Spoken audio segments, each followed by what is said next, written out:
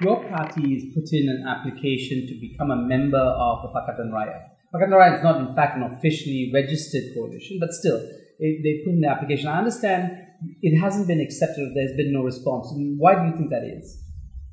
We applied in June last year, verbally, and officially written to them in September. I think one of the reasons is some of the parties in Pakatan are afraid that our joining them will be used by the BN against them in the elections. That socialism is equal to communism, is equal to atheism, and that may help BN in campaigning against the Pakatan in certain states. I don't think the PR believes that themselves, but they feel that this could be a problem. So it becomes a liability. Now, in the Pakatan Rakyat, we have ideologically driven parties as well. The Islamic Party is an Islamic-based party. It has an ideology. It has a political horizon it's kind of reaching for. So what is wrong with a political party that's based on socialism?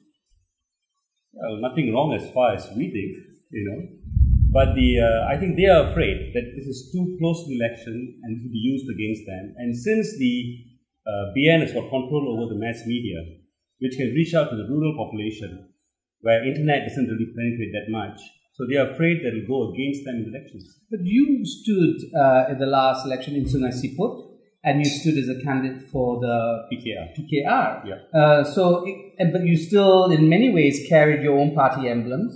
You were long known to the people of Sungai Siput as a member of the Party Socialis Malaysia. What complications were there? Were there, again, these accusations that party based on socialism is the equivalent to one that's promoting communism and therefore is going to institute some sort of atheistic regime? No, I didn't hear that in the last elections. But in this coming elections, you might hear it. After the EO6 debacle, we were arrested under the EO6, and we were accused of working for the communists and all that. So that might be used this time. Do you think that in many ways Malaysian politics has suffered because much of the mainstream political parties aren't ideologically based? They're very pragmatic. They seem to have basically a kind of liberal notion of economy and society, and they just do whatever it is. They don't have strong an ideological base, which is contrast with the early period of Malaysian modern political history, where you had very ideologically based parties, especially leftist parties. Do you think we've suffered as a consequence of moving away from ideology in our politics?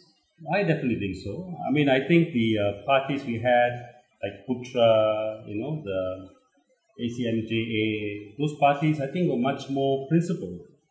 I think after that, you said principled, but you had pragmatic, but what I see more is race-based parties.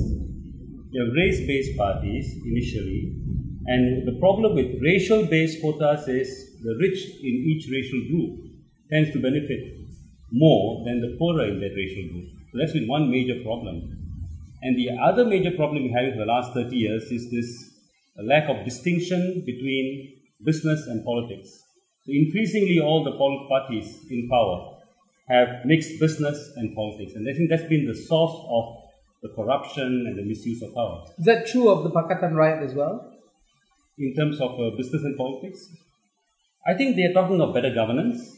And I think they can see very well when you mix politics and business what can happen over the long term. So we are hoping that you strengthen institutions and that you put up certain boundaries between business and politics in the new government if you do form it. You were, in many ways, a kind of giant slayer. You brought down Dato Seri Samy Vellu, who was the head of the MIC, in a constituency that he had held for decades. Now, was the reason that you were able to defeat him partly the message that you brought, the message of a kind of a socialist approach to issues in politics? I'd like to believe that, but I don't think so, I think 2008 was a time of a tsunami. There was a widespread kind of disgust with the Lingam tapes and the Scorpion submarine and all that. And I think the Hindra uprising played a big role. The fact that my group and I worked in Sungai Siput for the last at that time 9 years, made a difference. But I don't think it was a swing towards socialism. Now, your party is quite small in comparison to the bigger parties of the Pakatan Rakyat, or all the parties, or 3 parties of the Pakatan Rakyat. Can a small party like yours, that has a very strong kind of ideological and intellectual outlook, can it influence a grouping like the Pakatan? Can it influence? You've been a member of parliament for the last assembly. Do you think you had an influence on the kinds of debates that were happening in parliament and in kind of the broader field of politics? Can a small party have influence? I mean, a small party can have a large network, can have a network of dispossessed people, and you can apply a lot of pressure that way. And I think sometimes also arguments, like for example, this whole acceptance now that the 720 figure for a poverty line is far too low. Issues like that, when you bring it up and talk about it, it becomes accepted by the people as well. So you can have an influence. If you talk sense, if you're rational, you marshal your facts, I think you can get across. So a group like that can have a kind of pedagogical effect. It can actually raise the bar on discussions, even if it doesn't have numbers. I think sure. Now, looking at a state like Perak, I mean, if you were a socialist, how would you begin that process of analyzing Perak's particular concerns and problems? Is there kind of a socialist perspective on politics and society and governance in Perak? Oh, I mean, I won't call it socialist, but it's like in Sungai Siput, we're moving around, and we know there are maybe about 10 areas of Peneroka Bandar squatters whose problems haven't been solved. So for them, the issue would be of giving them grants wherever they are. So that's one thing we're looking at. The other is, to take a look at, say, small farmers. There are thousands of small farmers in Perak who are working on land for maybe 30 years, 50 years without grants, and they are facing the problem of eviction because of expansion. So these are issues that the ordinary people face. You have big hypermarkets coming in, muscling their way into small towns, and taking away the customers for all the smaller stalls and the market, pasar malam and all that. So there are issues like that you can look from the people's perspective, which we intend to do if we take over the government. What is the difference between a populist approach to politics of the problems that ordinary people have, and one that is sort of, say, socialist in nature? We see a lot of handouts being given, cash being given by the ruling party, and in many instances in by-elections that we've had since 2008, both sides played this game of giving out grants, sponsoring schools and the such. Is that something that a socialist government would also do? I think so, yes. Initially, at least. But I think you'll try to move on to look at what are the causes of the economic problems. For example, you keep giving handouts, but at the same time you allow privatization to take place, then the cost of living is going to go up. So you're never going to really meet the gap. So I think issues like socializing the production of basic needs, that's an ideological position. So meaning like housing, healthcare, education, transport. You can socialize the production, take it out of the marketplace. All right? That's going to help the poorer people in society. So you've got to also explain the reason for that. And saying that just giving a brain once in a while is not going to solve the problem if you don't stop privatization. You don't stop the massive importation of foreign labor. You don't stop this mad rush for FDI.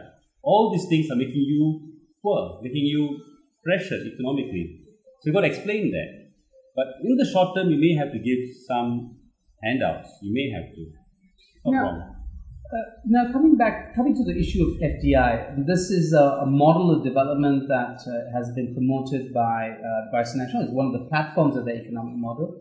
And it looks like the Pakatan Rakyat also has pretty much the same thinking when it comes to how to manage the economy of the country as a whole. That FDI is going to be still part of it. There doesn't seem to be any fundamental change in the way in which economic development is seen by both sides of the political divide. Why is that? Do you agree with that assessment, and is that a problem? Okay, I agree with that. I think the strength of the PR is not that its macroeconomic prescriptions for Malaysia are any different, but just that I think on the issues of governance, they've taken a clear stand against corruption, the need for transparency, open tenders, which is very good. And in terms of ethnic politicking, I think they're better, much better than the BN. In terms of laws like, well, ISA is already gone, but the Printing Act and the Police Act, the Police Commission, I think the Pakatan will be much better. For those reasons, the PSM says the Pakatan is a much better choice than the BN.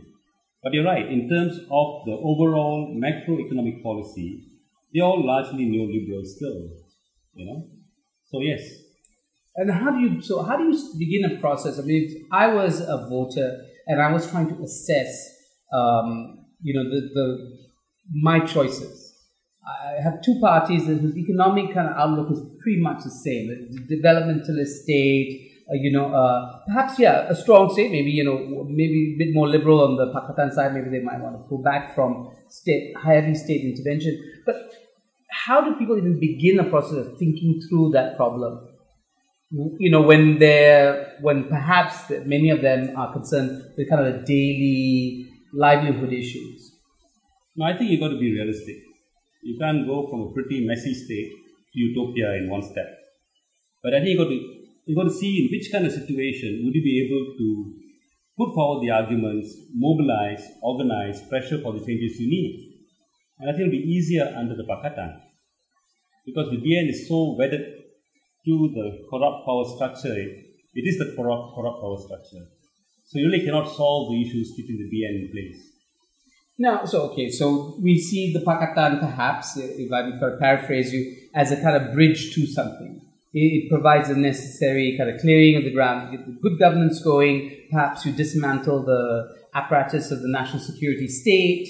You start to have a true democracy where people's interests can evolve. And then what? What would be the stage then? I think it will be mainly education of the people. I mean, like for example, public transport. If we think we need better public transport, it's got to go through a whole process of educating people to give up the private car and take the bus or the tram or the train. And that can't be forced on people. You've got to have education. So I think a lot of that will be education after that.